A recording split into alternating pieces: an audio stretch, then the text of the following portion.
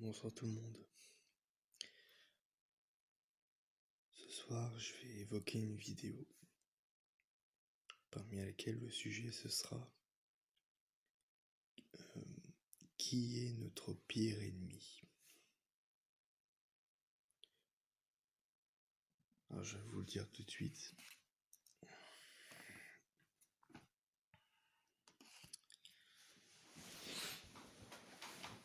Alors,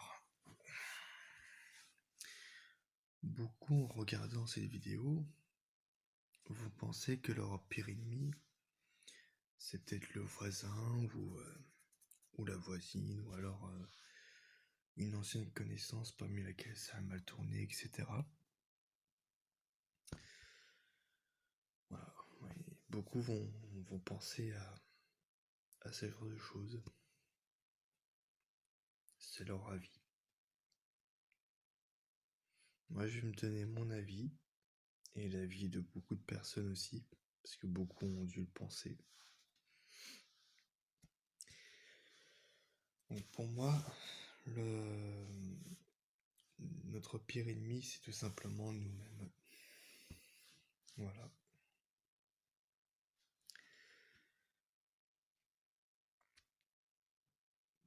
Parce que, comme j'ai dit dans une ancienne vidéo, on a une partie déchue et on a une partie divine. Donc l'évolution, l'involution. Et donc pourquoi notre pire ennemi c'est nous? Eh bien tout simplement parce que on ne peut comment dire,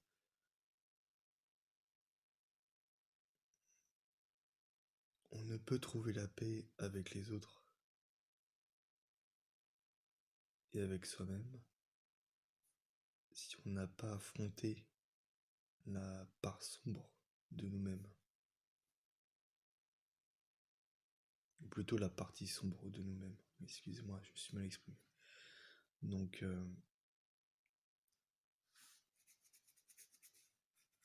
c'est pour ça, quand vous regardez les guerres qu'il y a dans plusieurs pays, et qu'il y a beaucoup de personnes qui se tirent dessus, etc.,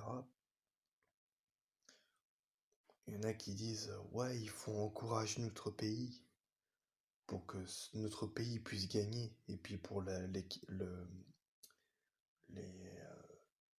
ceux qui nous affrontent, eux, ils disent la même chose. Ils disent « Ouais, non, c'est nous qui devons gagner, etc. » C'est toujours une compétition, une histoire de dominance entre les gens, entre eux, et ça s'arrête pas.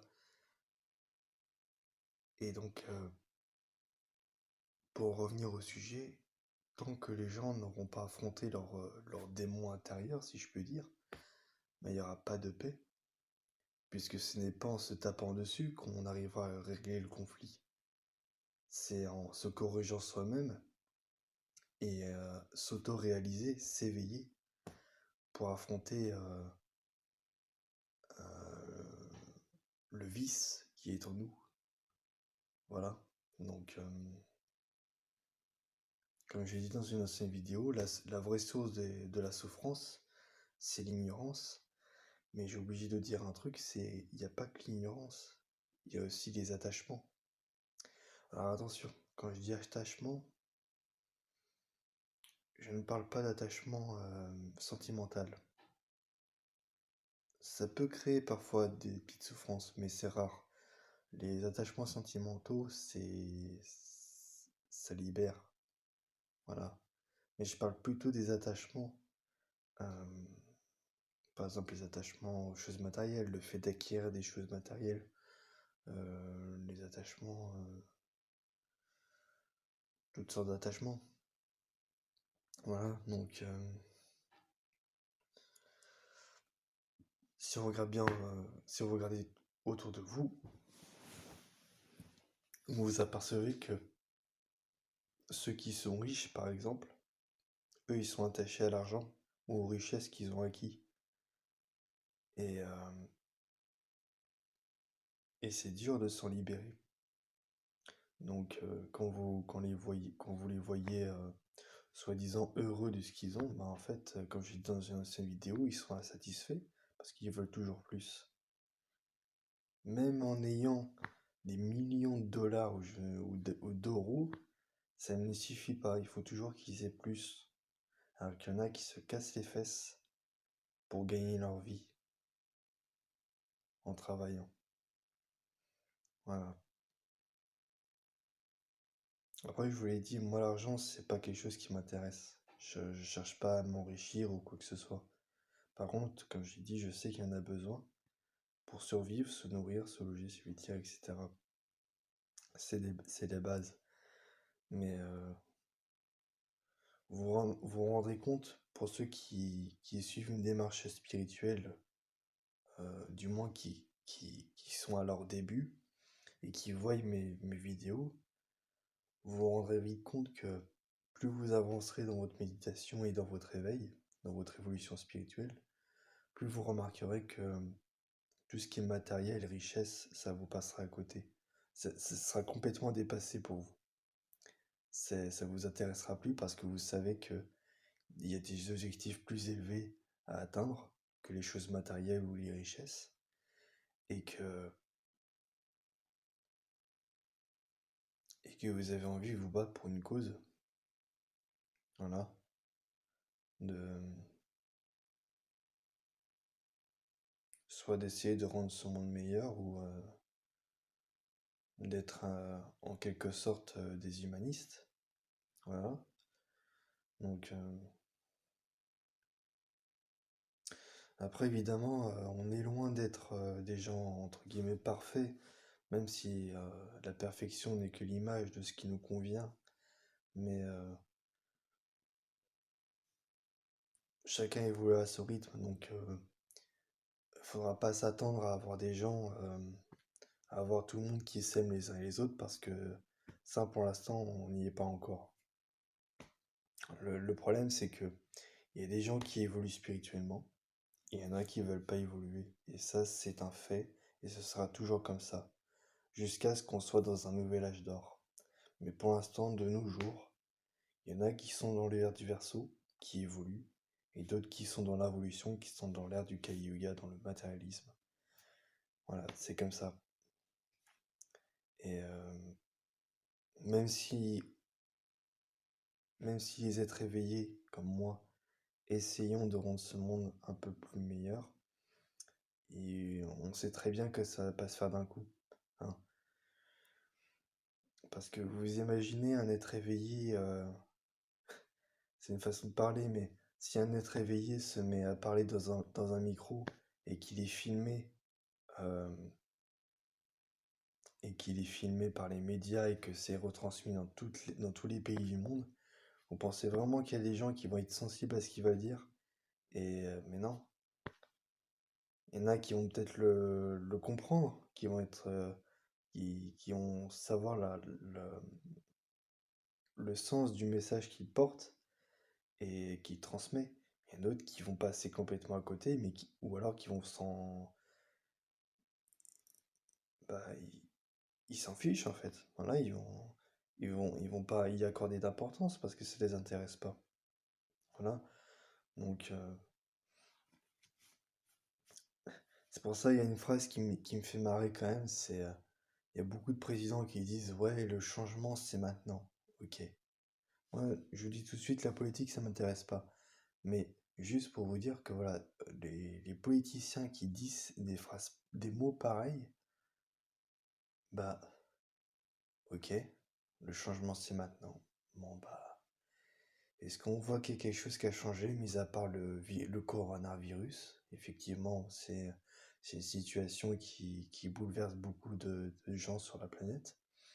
Mais au niveau du changement de manière positive, est-ce qu'il y en a? Non.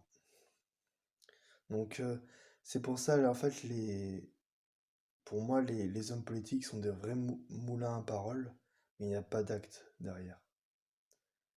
Et je sais très bien ce que vous allez me dire. Oui, mais Marvin, t'es pas bien placé pour dire ça, parce que toi-même, tu n'es pas un politicien. Je suis tout à fait d'accord avec vous. Mais comme je vais vous dire, la politique, ça m'intéresse pas puisque je sais très bien, au fond de moi, et pour beaucoup de personnes, éveillées ou non, que tout ce qui est politique, ça ne changera rien du tout. Je pense plutôt, et pour beaucoup de personnes, je pense que nous pensons que tout ce qui est politique, euh, ça va être, euh, ça va être la cause de de l'extinction humaine. Parce que s'il y a la politique, qui dit qu'il y a la finance, donc il y a la richesse, etc. Et qui dit qu'il y a de la richesse, qui dit qu'il y aura de nouveaux armements ultra perfectionnés, avec peut-être des technologies ultra avancées, avec toutes les finances que le gouvernement distribue, etc. Enfin voilà. Euh,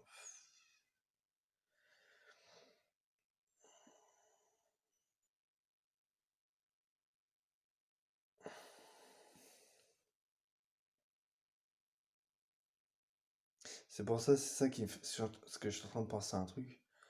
Euh,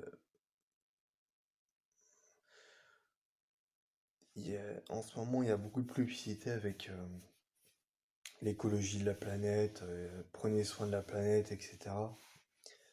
Mais en fait, j'ai l'impression que tous ces messages-là, c'est des paroles en l'air. Ça veut dire qu'en fait, on dit quelque chose, mais ça rentre d'une oreille, ça sort par l'autre. En fait, les gens, ils prennent pas en compte le message qu'on leur dit.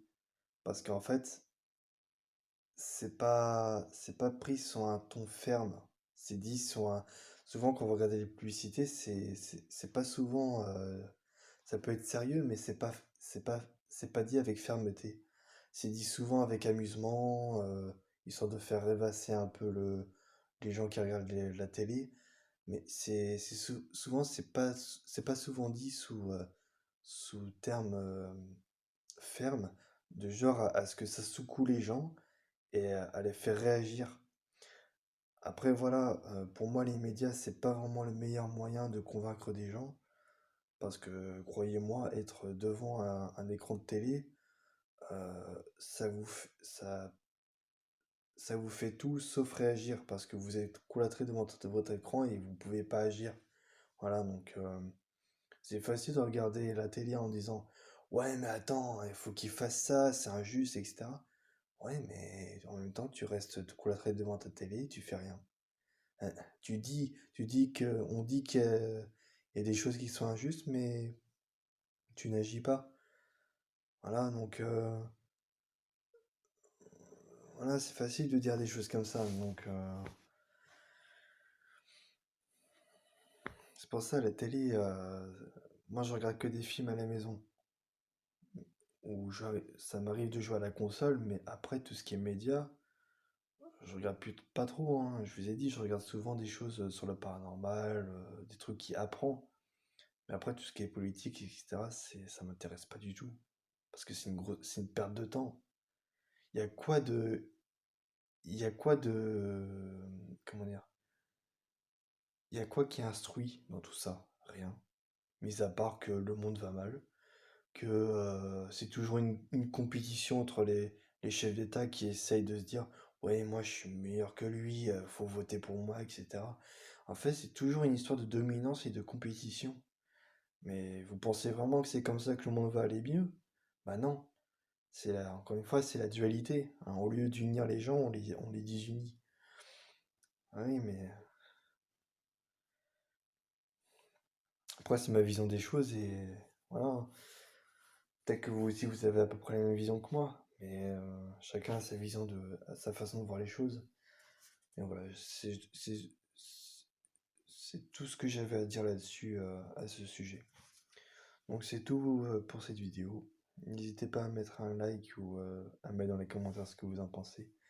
Et sur ce, je vous dis à très bientôt pour de nouvelles vidéos.